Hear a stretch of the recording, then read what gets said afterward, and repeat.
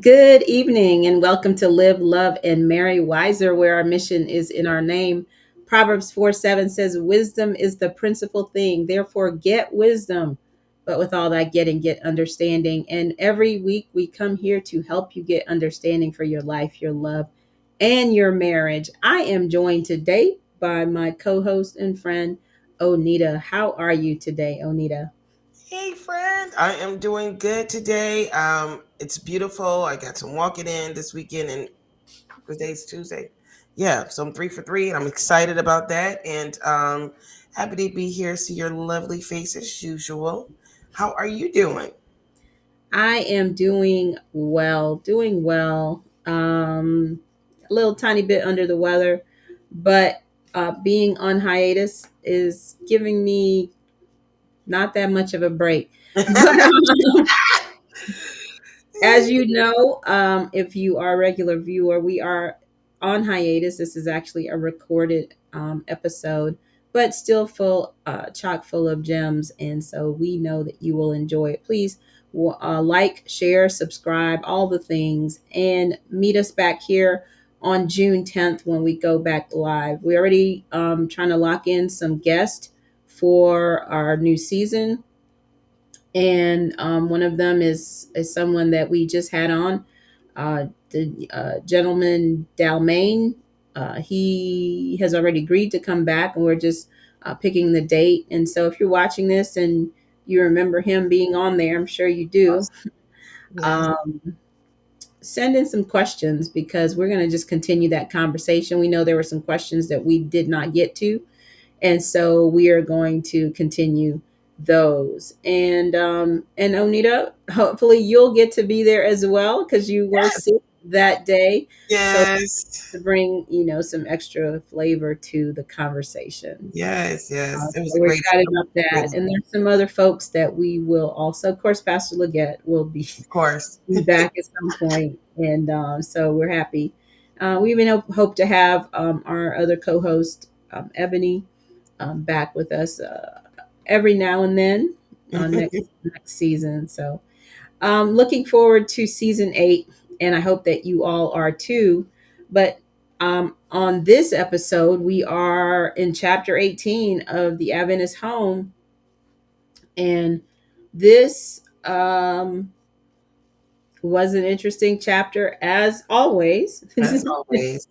As always, our topic is let's talk about sex, love, duty, and marriage. Um, Yes. and so we are excited to be a part of this conversation and to share that with you. This would have been kind of cool to go live, but hey, this is where we are. You all be in the comments and we'll hit you back. Yes. Um, so, as always, I am going to read a quote from our our our chapter, and then we're going to dive in here. Um, let's see. Jesus did not enforce celibacy upon any class of men. He came not to destroy the sacred relationship of marriage, but to exalt it and restore it to its original sanctity. And then it goes on to say, he looks with pleasure upon the family relationship where sacred and unselfish love bears sway. And the thing that's interesting about that quote, as always, sets the tone for the whole chapter, where she throws in it's almost like a on the sly.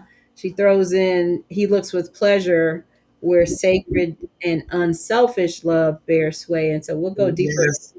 into what that means and why she brings that up. But marital duties and privileges, I know I've never been married, but I have a lot of married friends. and and just in the general conversation of culture and society, there is this idea that for women, sex is a duty, and for men, sex is a desire Mm-hmm. and a privilege. in marriage. But it's almost the opposite in um it's like sex is great when you're not married, and it's this big burden. It's this big burden when you are married. Mhm. This idea that many women, most women, married women, always like, oh, I got a headache, I don't got time, I don't want to, I don't, whatever excuse can come up, because it has been portrayed as if married women consider sex a duty and not a privilege or something they desire. And Mhm. so, of course, I will turn my attention to my married co-host to get you can share your personal insight, which I'm familiar with, but they may not be. But also just kind of even your experience with your married friends.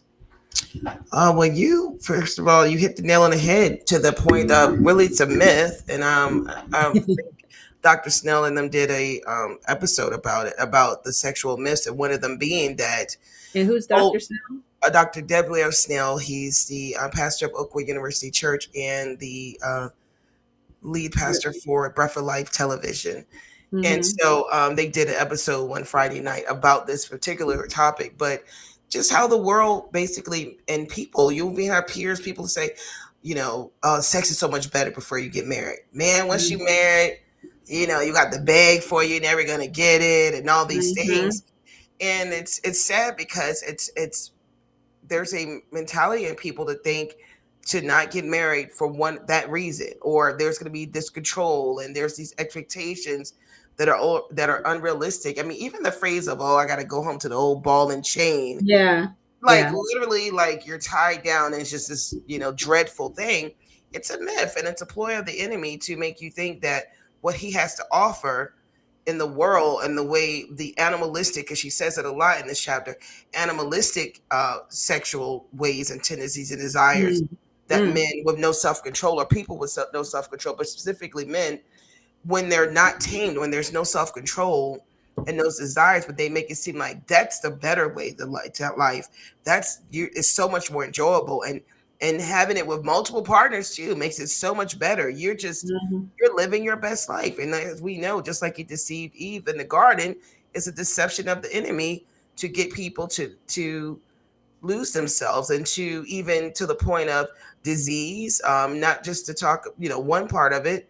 We know there's some disease that, hey, you may be able to get a shot or take some pills for, but then there's some that are incurable. Only thing they can help you do is either prevent flare-ups, or either try to help elongate your life before Mm-hmm. the illness completely eventually just takes it over. Not to mention scarring tissues, for instance, for women with some of these diseases, to where later in life, say they are married, Mm-hmm. they're not able to conceive a child, or either maybe carry the baby to full term because of their previous looseness, put it that way, and Mercy. desires, or the spouse bringing it into the home, because he had a wild boy Yeah. life, and he went on ahead and indulged himself because, hey, all of his friends did it, and I'm talking about in the church and out the church, because the world says you're a man when you are doing all these things and with all these women. And again, it's just a lie of the enemy. And so her speaking to the fact that, again, with marriage particular, it's a covenant with you and your spouse, and between you and God. And so, even in that nature, take it as a sacred act, and that God intends for it to be enjoyable in the marriage bed, for you Mm-hmm. and your spouse to enjoy that, to give unselfishly to each other, and that it's a real thing. Married people are enjoying sex life, people, and married Christian people are enjoying their sex life in their home. And you can see it as a pleasure, not a duty. Now, I will say this: when, and we'll probably get into it more, but when it is made to be a chore for the wife because the husband is um, having wanted it all the Not time, dictated by reason. right? Not dictated by reason. Yes, I like the way Auntie Ellie put that. Not dictated by reason, and he's given into his animalistic ways and wanted it all the time, anytime, and not just being practical. Then it can become to feel like a duty to the wife, and which cannot just cause physical issues but mental, Mm-hmm. But I like that she brings the point out about physical because what reading that. Well, actually, here I read it and then listening to it as well. But hearing it made me remember in our premarital counseling session, the pastor, which again, this pastor was like a grandpa to me in the sense that his son taught me, and then he came in and did like week of prayer with us, right? So, but he was like grandpa. So him even talking about sex during premarital counseling session, I was already like, just like awkward. But he, and maybe because I mean, the Holy Spirit one, but two, maybe he had already, read this chapter multiple times, but he said, particularly stuff that I didn't never hear. I don't even think my OBGYN had even told me this, but he said, to my husband, he said, listen, there's a time of the month when your wife is going to go through her lady thing. I don't know the phrase he used. I don't think he said cycle. It might have been said, he may have said something old school like her unflow will be visiting. Because I remember Victor going, what? She don't got no unflow? And he was like, stick with me, brother, stick with me. He's like, who is unflow? She ain't got no unflow. I'm all going curling. I don't know no unflow. So then I looked at him and I was like, a cycle and period. And so he said, during that time, that's a time for the woman that, Victor's always first of doing the all, most. He always, I close. love it. Go Well, I was like, listen to the ahead. whole thing Then you, first of you all get the first. Like, context, don't even if you don't react. know who I'm flowing. Get the context, bro. Maybe I can tell you about mine yet. Okay? Just stick with us here. But the pastor said, um, during that time of the month when that flow comes, one, it's a time, her body is purified, she's going through stuff or whatever. And he said verbatim, and you are not to have sex during that time of the month. And I was just like, which was common sense to me, but in my mind, Lorraine, I never thought that people would even attempt to, Oh yeah, plenty of right? people do attempt Right. to. But I was And so, do, not I just was attempt so to, and do. oh, they do. And so he said, don't have he didn't sugarcoat it. He was like, don't have sex during that time of the month. Her body's going through this, whatever. He talked, he brought some, he talked about the uncleanliness of it. But then he said, because if you do, you could cause her to have endometriosis. Hmm. And he said you could also, which could cause her not to be able to conceive later. I hadn't even heard that. I hadn't even heard that I from never my heard that one. OBGYN. And see, and again, he had been pastoring at this point at least 30 Mhm. years. So, he's probably been on the other end of a family praying for them while the wife can Mhm. conceive or whoever. I don't know. Or maybe a OBGYN was in his doctor's office. I mean, it's his church congregation. But he made it simple and plain for us. And she talks about, giving into animalistic tendencies and how it can mend. You can eventually give your wife disease or affect her Mhm. body. But he said that very clear. I never heard it. I've asked many friends who had marital counseling since then. Nobody, they ain't been told that.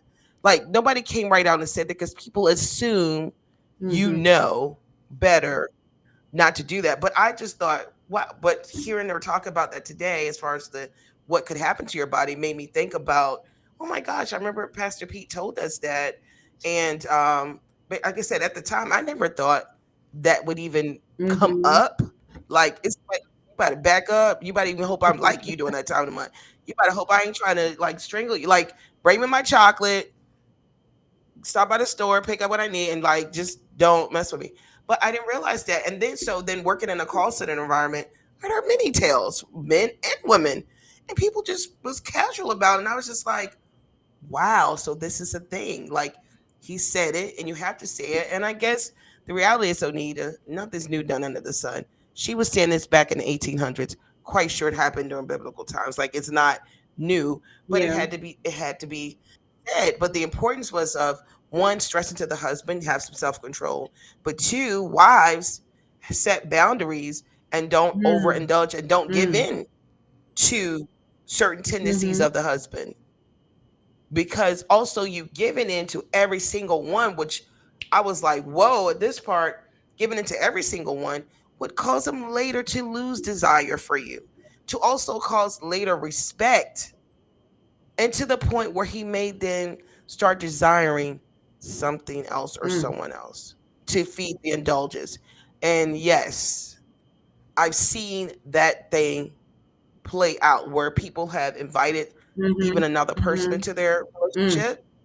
It stopped being enough. So one person said, I want to keep doing it. The other person was like, oh, I thought it was one and Who done. you be Other hanging out person's with? like, no, you did it. Oh, and I will say this is nobody in church. This is me working in that call center. Like, Lord have mercy. Yeah, this is me working at the But we know it but it happens was in we formerly know it dealing with happens in everything that happens in the world happens in the church because happens in people the bring the church. world in their heart. The world is not Yeah, a place, the world is a mindset. And so people bring that right. into the pew as well. But Lord have mercy. Yeah, yeah. And so that or people may say, girl, ain't nobody going that far. Okay, porn. That is that far. Yeah. Okay, that's that far. You've brought it in. You are literally watching it. You're lusting after. You might say the people are in your place, and it becomes. I've heard many people talk about overcoming the addiction, and I praise God for that because it does become an addiction. But what she's saying again, giving into these animalistic Mm-hmm. tendencies, these things that God did not intend. He didn't intend for it to become part of your marriage because He didn't want you Right. to have the pain. He didn't want you to have this brokenness and possible physical Mm-hmm. issues um, that could come with it. Real physical, health issues that could ensue because of this. These are things that you have to have self control on and discipline and to not indulge in.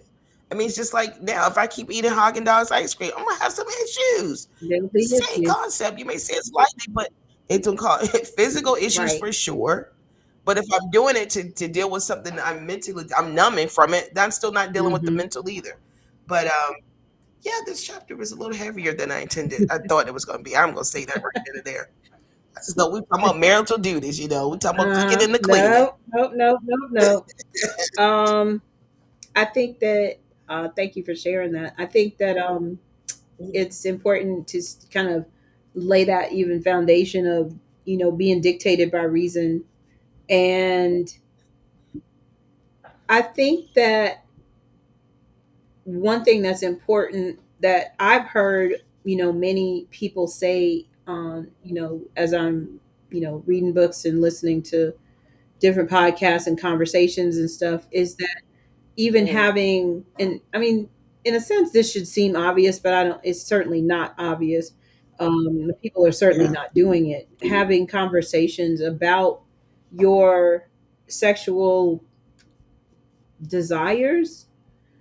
um, Ooh, Now there's come a on. lot that you can't know until you're already married, like that's true, Yeah, you know but yeah. there you can have conversations around even people's thoughts because I'm sure most men think, oh, we should have sex at least every day. Like especially at the Right. beginning, like when you first get married, it's Oh just kind yeah. of like, why would we not have sex every day?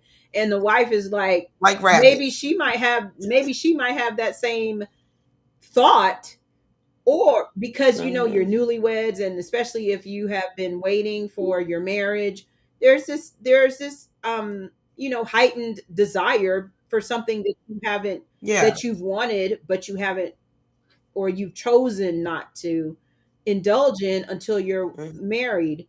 But then you get married, and I remember talking to no I was listening to um uh a couple who do like sex coaching for the Hmm. Nixons.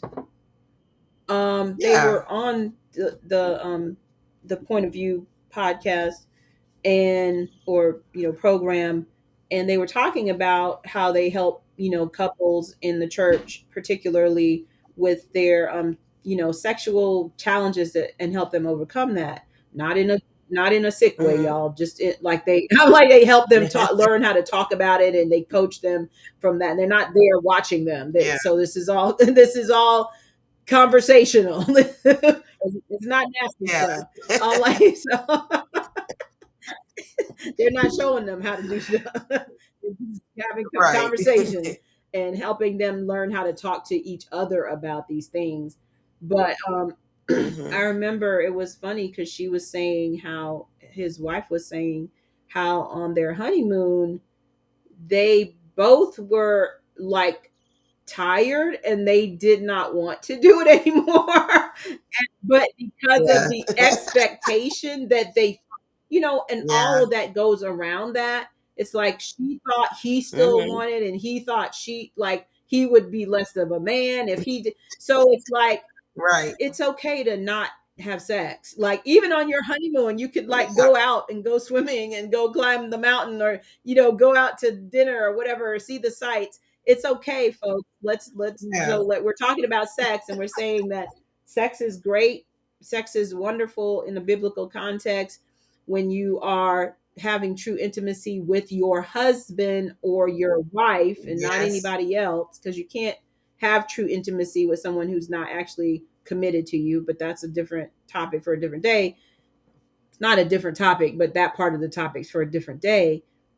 But Mhm. it's okay if you're just like, I'm tired. I don't want to do that anymore right now. I need to regenerate my energy. I need to like go out. I need to, eat. I need to whatever.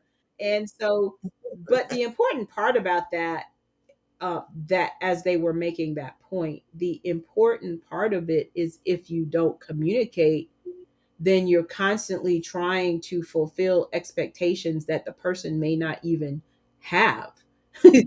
You know, Yes. you don't know Yes. what each other wants. But I think it is important in your Mhm. premarital counseling to say to the husband, how many times do you think is reasonable? Like, let's be dictated by Right. reason. So, what do you think is Right. reasonable? And to the wife, what do you think is reasonable? And if she's just like every other week, once every other week, and he's just like every other day, we have a significant gap and disconnect in this situation. And like, maybe Yeah. you can talk those things through. I don't know. Or Yeah. maybe you've found something that would be an actual deal breaker. And so many people would Mhm. think, why would sex or the amount of sex be a deal breaker? And I think first of all that only you get to decide what your deal breakers are. And Hello. people can quote Yes. unquote judge if they want to, but so what? If I'm Yep. like, I waited, I'm 55 and I've waited all this time, and now my husband's like, no, I don't want you. That's a deal breaker for me. I'm not Mhm. getting married to not have sex. Now, obviously, things happen, and that's Right. like part Right. of. But you can't. In fact, I'll try to tell this. I don't know any names on this story anyway, so I can't tell names, but I wouldn't even if I did know them. But I've been to two different churches, and I'm like, this has to be the same person. There's no way that this story happened to two different women.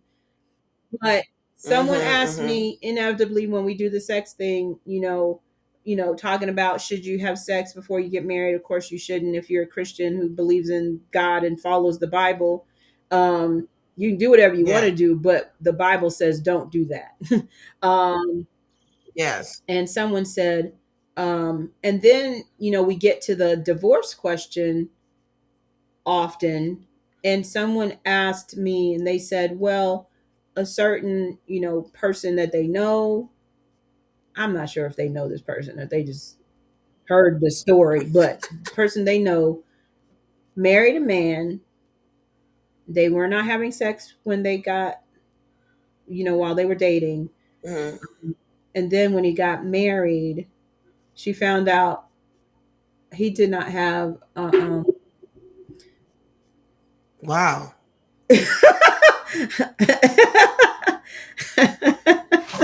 Like he's the That's not funny, obviously, but no, but he's meaning he wasn't born when he was transgender, or no, he actually might I'm have been not sure. castrated.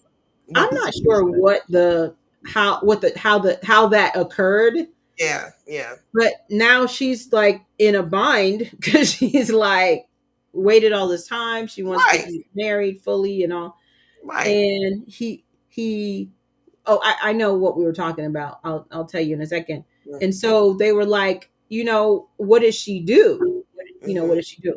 We were talking about sex and what you should do and what you shouldn't do and all of these things. And so they're like, yeah, but if you don't, or if you don't do anything, then you could get fooled like her. Yeah. And A lie. first of all, I don't believe that God would let you go into that situation without any warning. I don't think God lets us go into any situation without any warning. He wants us to ask questions. People need to ask questions. And so, I mean, I'm not sure I would ever think to ask, "Do you have a penis?" But I would Right. say, I would The certainly, expectation, but I think the expectation question, the question you said earlier, what's your expectation of it, would have had set the tone. He would right, have to come clean. He would have to come exactly, clean. maybe. But Maybe, yeah. here's my answer, and I gave the same answer both times. I said, even though I don't believe in most of the um, intimate acts that people engage in before marriage, Hmm. like you know and we can talk about this another day, but kissing and obviously pornography and like what's this? I can't, like, I'm drawing a blank on these. First This of has all, been a I was long watching the time. show yesterday. I'm assuming most adults watch our shows, so I'm gonna Yeah, say it. The college student said dry humping, yeah. like doing That none of that, making or out, any making out. making out, all of those things. And I said, but if you hug your man, if you hug your man and he actually is attracted to you, Yes, come on. there's gonna be some response It's there excitement there of some nature. of some you nature. know there's Yeah, going to be some response there. So we don't, I think y'all got it. But so I said, I think that we can be wise and to understand some of these things, and even to say, is this person actually attracted to me? Because right. if we hold hands or we hug or whatever, certainly if we hug and there's zero response all the time, every time, Yeah. that's a problem. Oh yeah. That's a Yeah. problem. Yeah. So we went down a different path here, but like, but the point is that that there should be communication about sexual desires and sexual needs and Yeah. expectations and all of Yeah. those things. But if your husband says 7 days a week, 52 weeks a year, this is unreasonable. Or even Yeah. if a wife says that, because Yeah. there are some women who are like that, who Oh want, yeah. and so she's saying here that even the privilege of sexual intimacy in marriage needs to be governed by reason, because God is a Yes. God of order and reason. Yes. And Yes. so we want to be mindful of that. And I also want to make sure that I throw this in here, because this is how there was the quote, this idea of celibacy, that Yes. other churches, and other religious systems might promote that for pastors and all that. And I think part of the issue that they have with um some of the inappropriate sexual behavior that happens on the down low is because Hmm. their pastors and priests are forced to be celibate, where the Bible does not enforce that at all. The Nowhere. Bible never says that you should be celibate. The Bible Hmm. says you should be abstinent until marriage. Doesn't Yep. use that word, but and so we also want to be mindful of that unless God ordains that for you, there's no biblical edict on celibacy in marriage. In fact, Paul is very Right. clear that you need to be doing this when you are married, that your body belongs to your husband Yeah. and his body belongs to you. And so we need to be mindful of that and not enforcing celibacy on our spouses because we're angry, because we're, annoyed because they didn't do this or they didn't do that. That's not a godly Mhm. perspective either of the marital duty and privileges. Exactly. And not weaponizing it because they didn't do something. So now I'm going to withhold the sex to punish Hmm. you, Yeah. which is act of selfishness and Yeah. abuse. And unfortunately, many times, I mean, I've heard women even say it.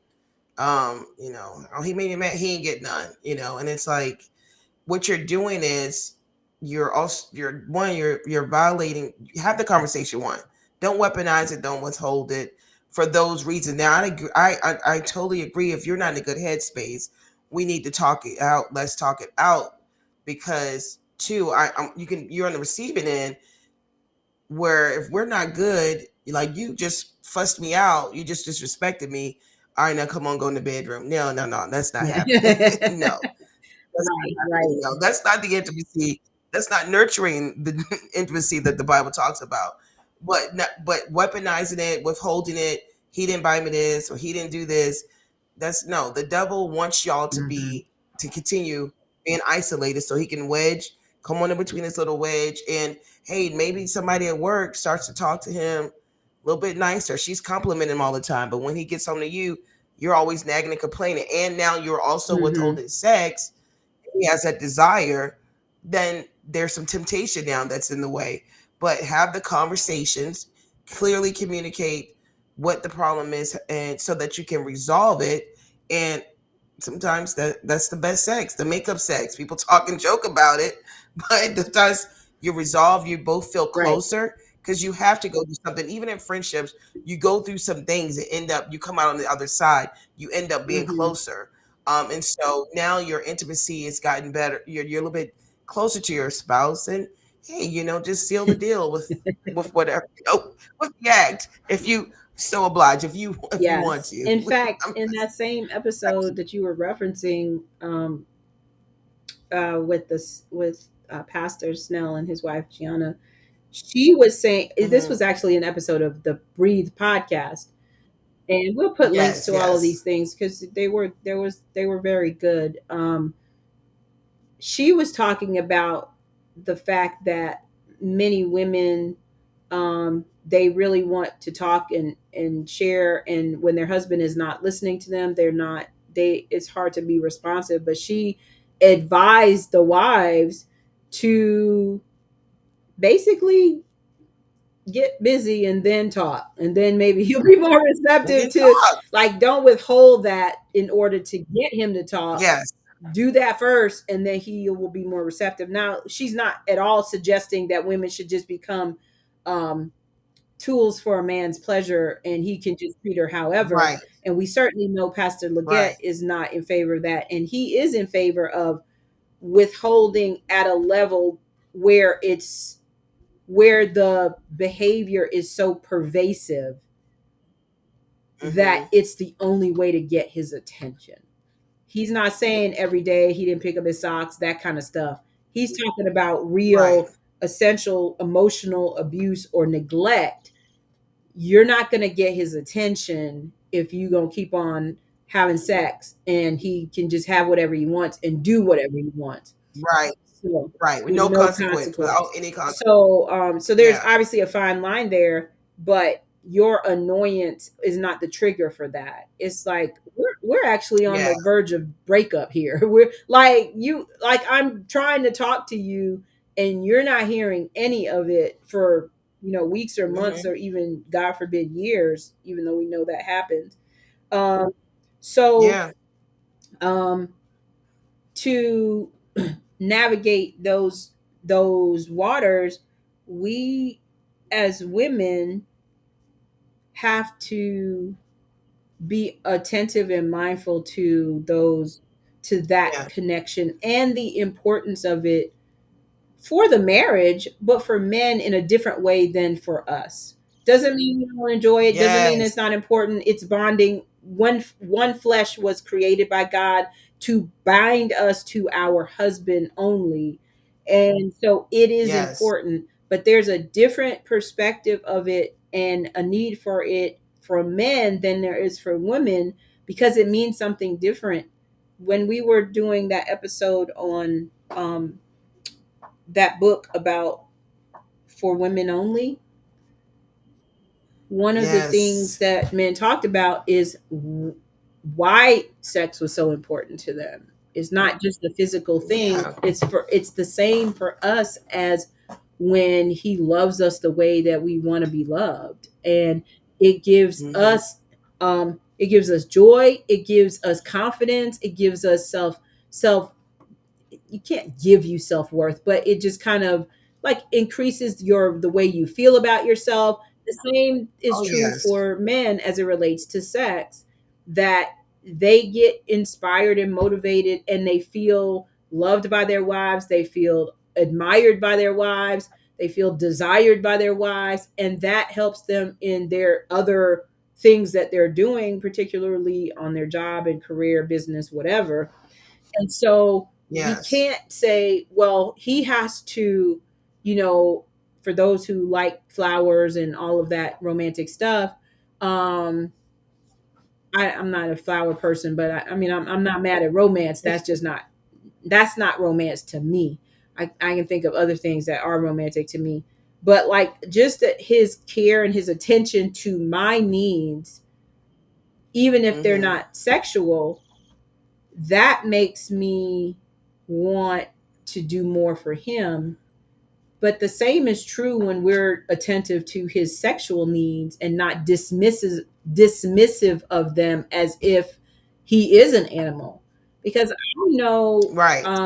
there are women who make it seem as if it is animalistic even when it is reasonable, Yep. and that's unfair too. So I don't know if you want to Yes. talk a little bit about that, or if you have any, like, if you've experienced that in any of your circles. Oh yeah. Oh yeah. I whew.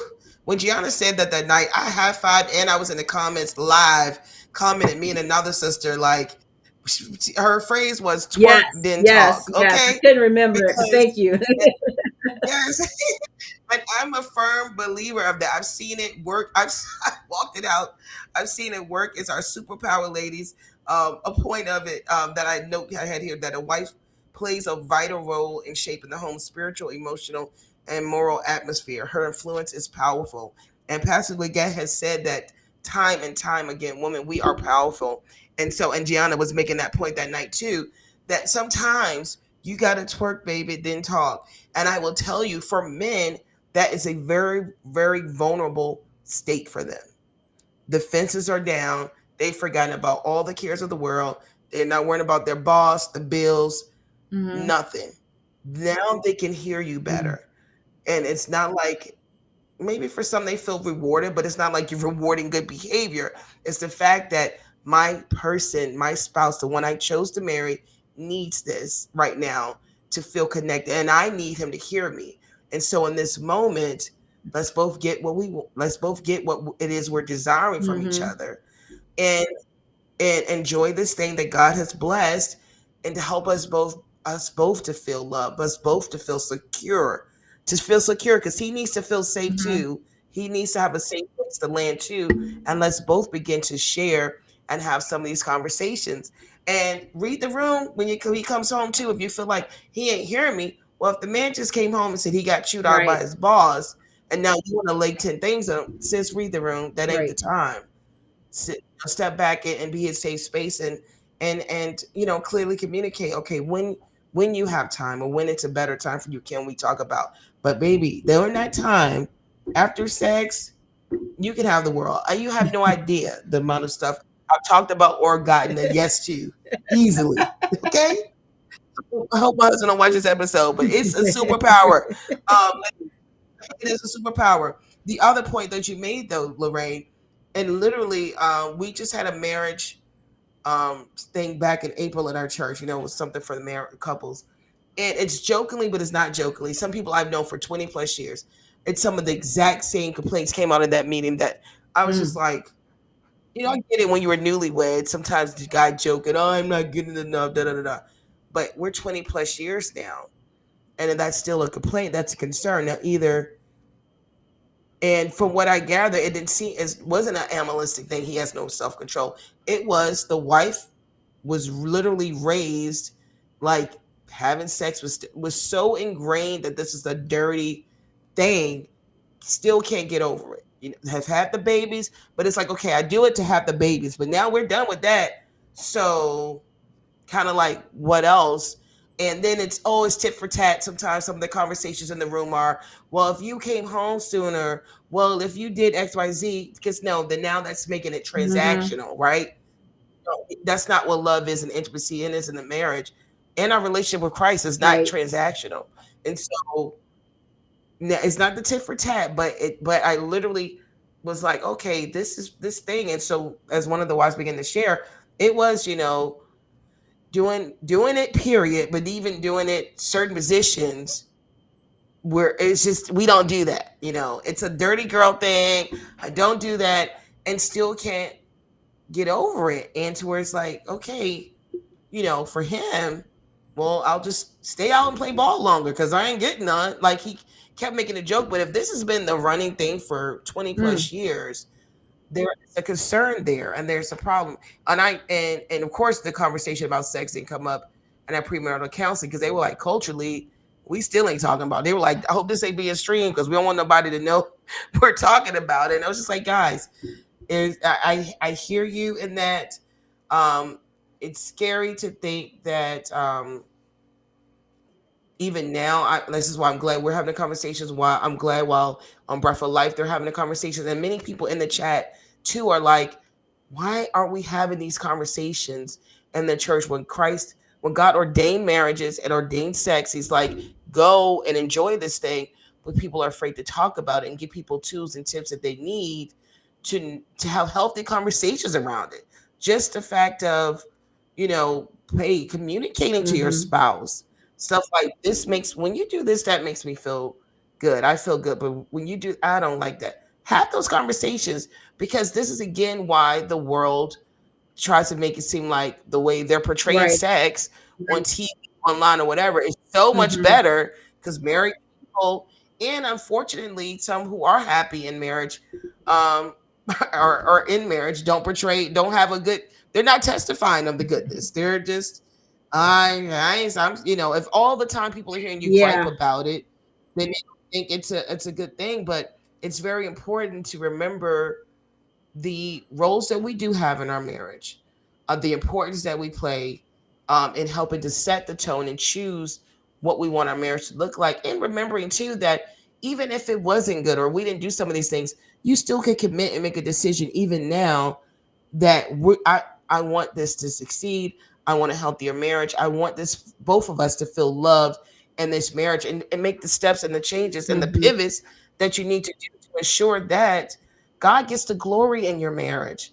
Yeah. That we God put us together. That we do, having a healthy sex life, choosing to talk about the things, being realistic about your expectations, but also remembering to have boundaries and to have self control too when it comes to certain Right. things. Right. Right. Um, and then she takes a little bit of time to talk about, husbands, being careful and attentive and considerate. And we Yes, all know this. I'm not sure why they don't know it, but foreplay starts in the morning. No matter when you yes, trying to have sex, it starts in the morning. And in the sure, morning. like I think when when you are a great fun couple or whatever, and you genuinely and consistently like have a real friendship and love for each other like Yeah, that, there are gonna be times you just have a nice quickie and you just move on, whatever. But I'm like, and it don't exactly. need to be like this slow burn that happens all day long and whatever. But the Yeah, point of this is that if you actually love this person, then you should be given a lot of consideration to. Sorry. There's a spider. I saw you. I said, what is she? Sorry, guys. There's a spider, and I'm not one of Listen, those but nature girls who's like, oh, I don't. I'm just gonna carry it out. No. Um. So, so as far if you said I'm not being bit today, hey, what you got to do, so sis? I think that but I did get it. Like, just by the way, because The girl got I was a hands, pitcher okay? on the softball team when I was younger. Um.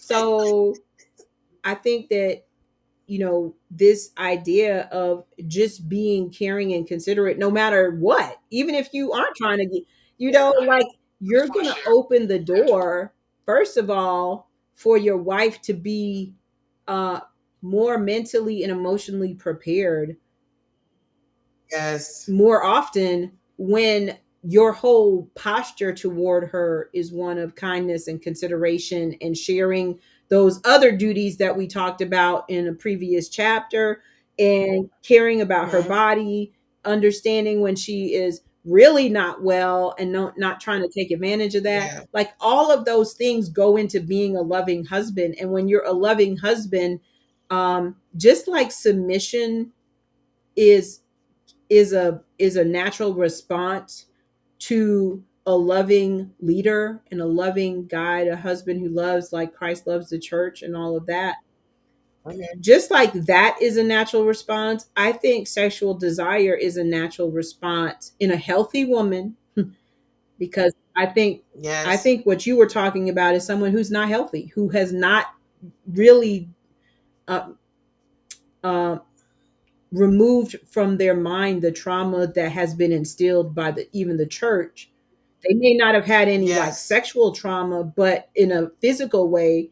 But you can have sexual trauma by the way that people talk about it, even within the context of marriage. So, but in a healthy woman, it's going to be a natural response to having a husband that's loving and kind and gentle and considerate and all of those things on a consistent basis. Yeah. And here's what you don't want to Yeah. do, men who are watching.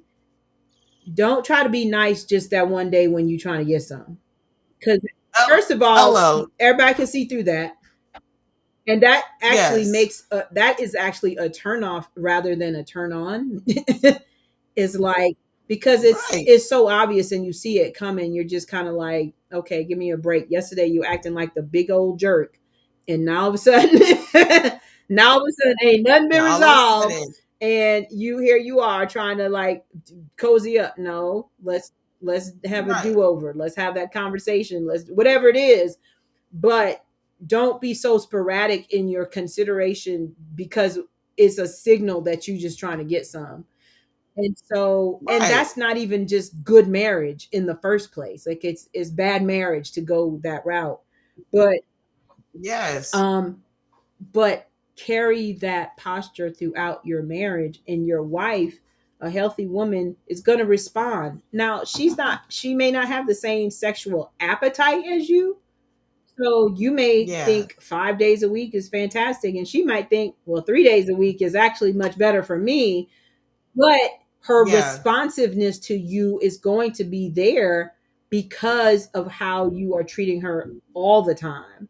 And so, even when she Yeah. might have to say, maybe not tonight, babe, you can still be intimate without sex, and she's going to still want Yes. to do that. Yes. But if your whole posture toward her is just kind of dismissive and unkind and selfish and all of that, but then when you want sex, then you switch up, ain't nobody got time for that. Nobody got time for it.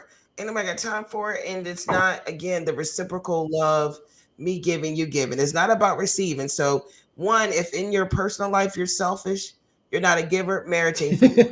Marriage ain't Even for be you. it ain't for you. You heard it here. It's You heard it about here. giving. Yeah. You heard it here. If you're selfish and you're not about giving, marriage ain't for you. But because it's a giving, it's a giving. And people say give and take. Nope, it's Yeah. both. You're It's a giving. It's giving. reciprocal. The good So marriage, it's a yeah, giving. it's a given. It's a given. And so even giving grace that she's tired tonight. Don't get an attitude. Give grace that this sister just worked a 12-hour shift, came home, helped the kids with the homework. cooked the meal, and washed all the dishes, and you just came home, sat on the sofa, and started strolling on social Mm-hmm. media. And now when she gets her first moment to sit down at about 8:45 p.m. and she left the house at Yeah. 6:30 this morning, and you lean over and go, "Hey girl, can I have some?" What? You can have some of this. Like, Right. just kidding. We do not advocate Ten violence. of them. 10 of them. Yeah. Yeah, we're not promoting violence.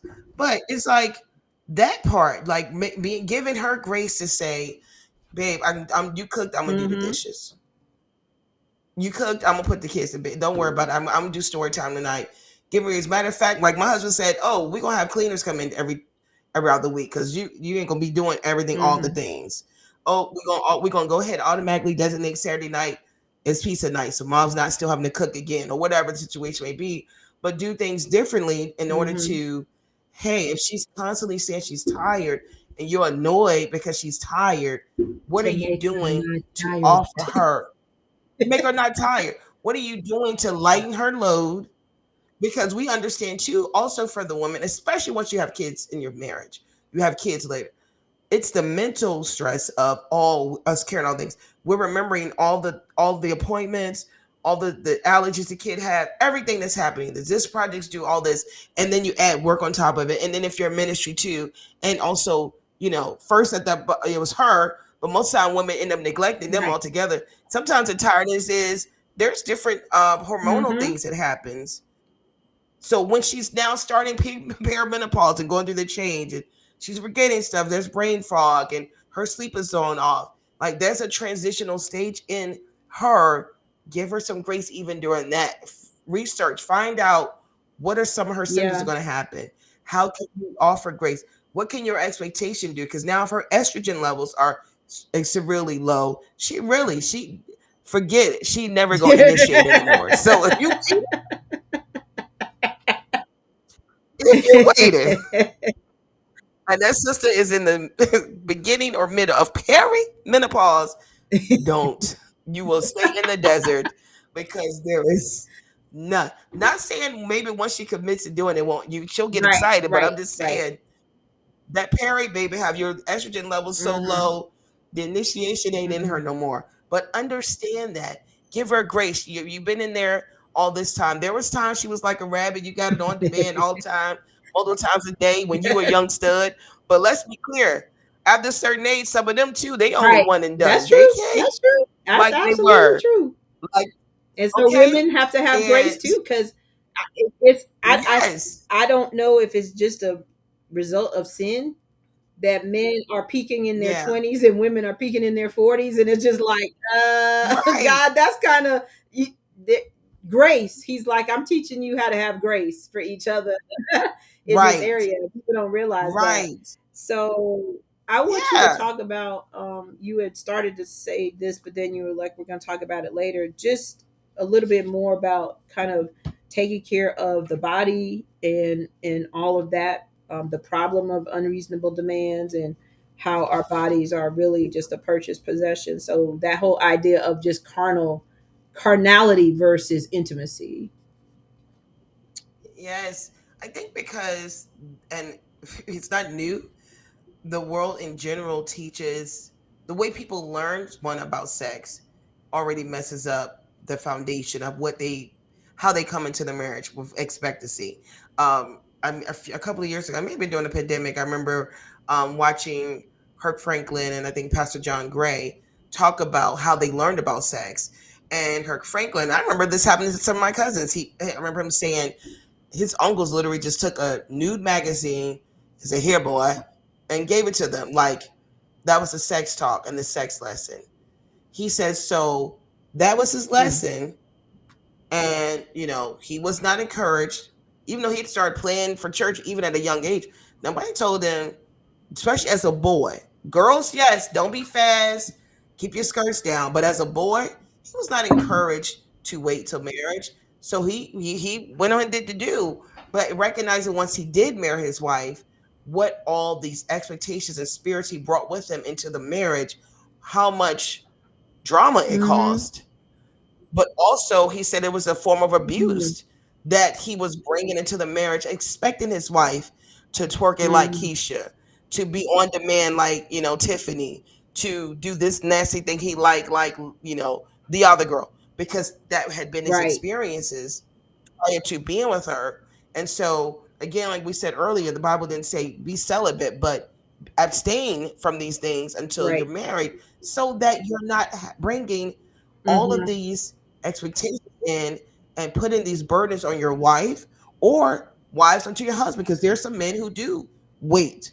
They want to wait and have this moment with their bride too, and only her. And so then the Mm-hmm. comparison that happens, because I've been in conversations at church with women or men and marital, workshops and stuff where there's been Mm-hmm. comparisons. One comparing the size of the ex-boyfriend to the Mm. husband. Because hate to sound like, wait a minute, girl, you got too comfortable I'm there. like, You got a I'm little not too sure. I'm comfortable. not sure we You friends. got We're too not little too friends like comfortable. that. We're not friends like It's like that. I don't need to know nothing about packaging. that. Okay, but or like I said, the frequency of it, or how much better his ex girlfriend did it, or whatever. If we one in our singleness, if you're in our singleness, having self Mm-hmm. control, being holy, having a relationship with God prior to one, again, the importance of the show in your singleness, being whole, being who God called you to be, it will help for later for issues like that not to come up in the marriage. And they do. It's, I mean, people even just being on social media watching, oh, so and so took his wife to Dubai. Well, your husband don't work where so and so Mm-hmm. work at. But people get stuck in this Right. comparison world, and it kills relationships, it kills self-esteem, and respect. And so, but to the point that what she's making about not giving in, not overindulging. I don't know if you remember when Brother Luke was there, and he talked about many years ago when we are doing a fast, and he talked about too much sex being an issue, like you can physically become a problem for men, but also masturbation, which the Bible says not to do that, but how it can cause you an issue. And I remember growing up, and I remember hearing my grandmother saying, um, you Yeah. masturbate, you can go blind. But she was like saying it to one of my cousins. But then I recognized it was like a thing. I don't know if this is a black culture or what, but I remember them saying that. I don't know if it's true, or maybe they knew somebody, I but think or that I I don't know if it was actually a read scare that tactic. somewhere, and I know the books refer to it, but I feel like I read somewhere it there's obviously there's a scientific line that goes there. It's not like you do this and then you turn Yeah, blind. It's like there's some steps in between, I think, that can happen. Obviously, it's not true right, of everybody because a whole lot of people masturbate in the church and outside the church. right, and Yeah. right. Um, Yeah, so I don't know how true it is, but I remember that coming up. But it still happens in marriage. When people getting turned down by either other spouse, so another person results to that, or they are giving into where they sometimes they even have a problem. You may literally the person may have an addiction to yeah. sex, Yeah. um, and so they can never get enough. You as the wife can give them all that Right. they need, and And they're that's not that still needs to be treated like not. And every then other that's addiction. like every other Yeah. addiction, it needs to be treated. And so not having the control that God wants us to have, and literally seeking Him about all of it. Because again, marriage is a sacred thing. Marital intimacy is sacred. There's no shamefulness about it. But we as, is that No. me? Okay. No. We as the husband and wife, we're supposed to respect, love, have self-control for one another and Mhm. ourselves.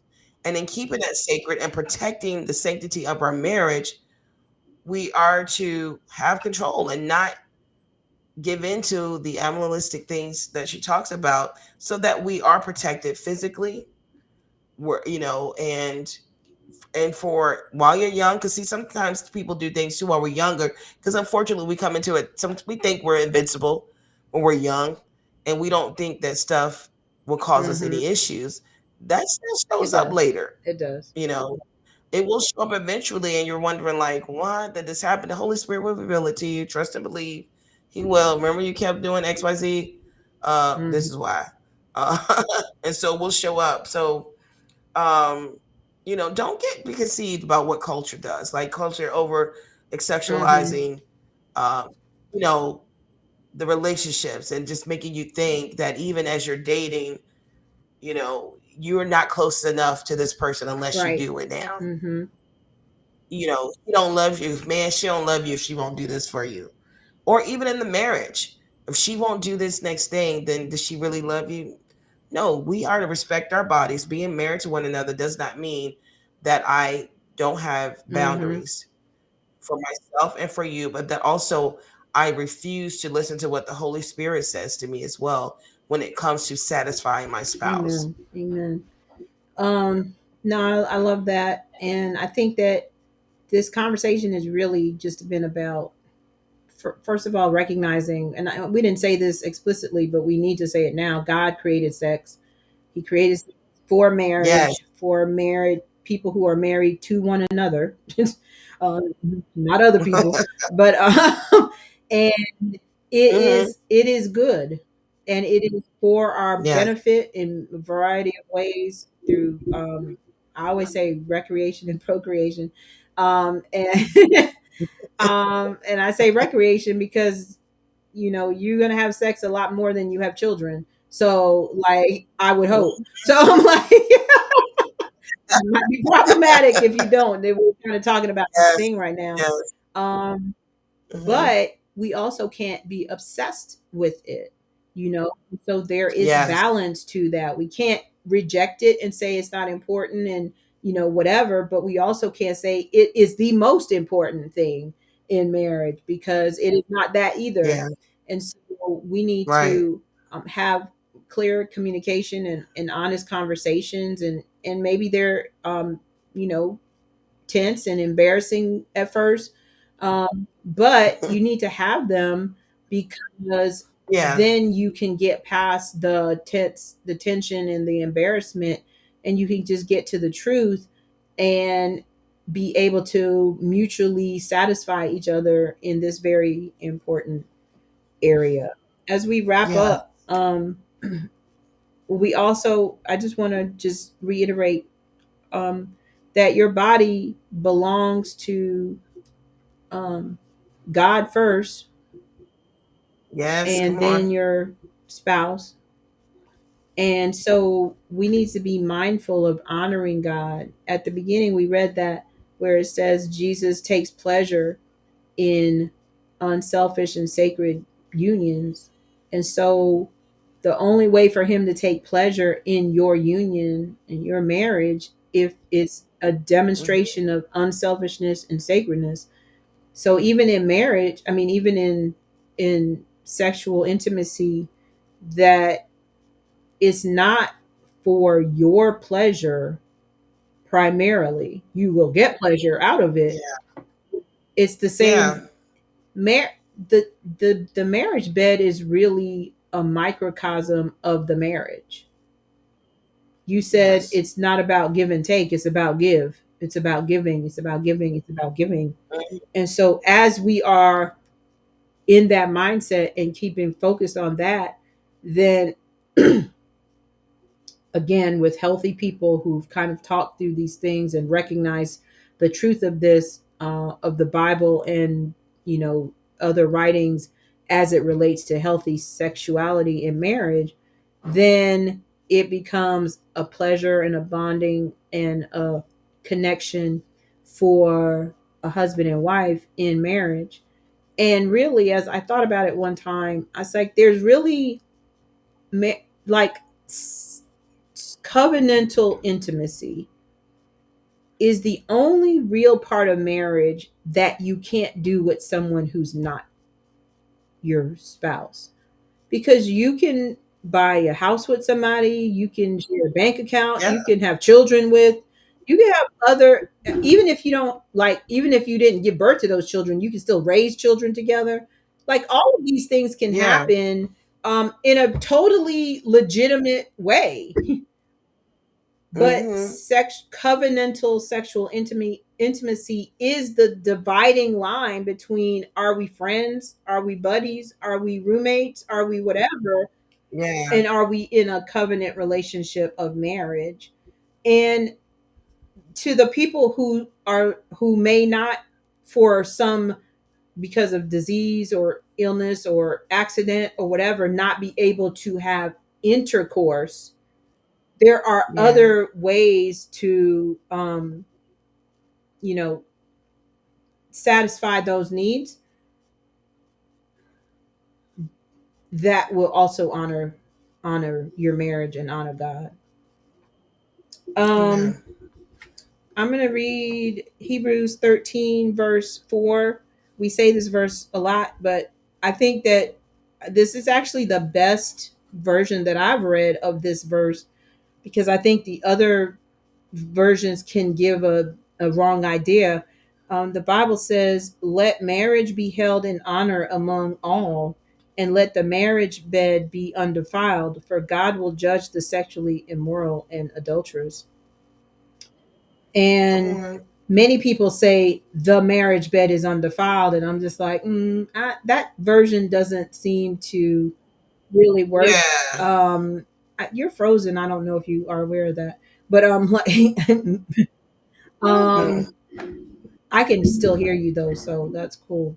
You've been frozen Okay. for a minute. um, Wow.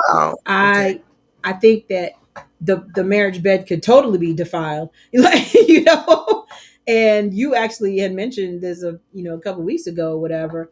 But this says, let the marriage bed be undefiled. So that means you're making a decision and a choice on what comes in there.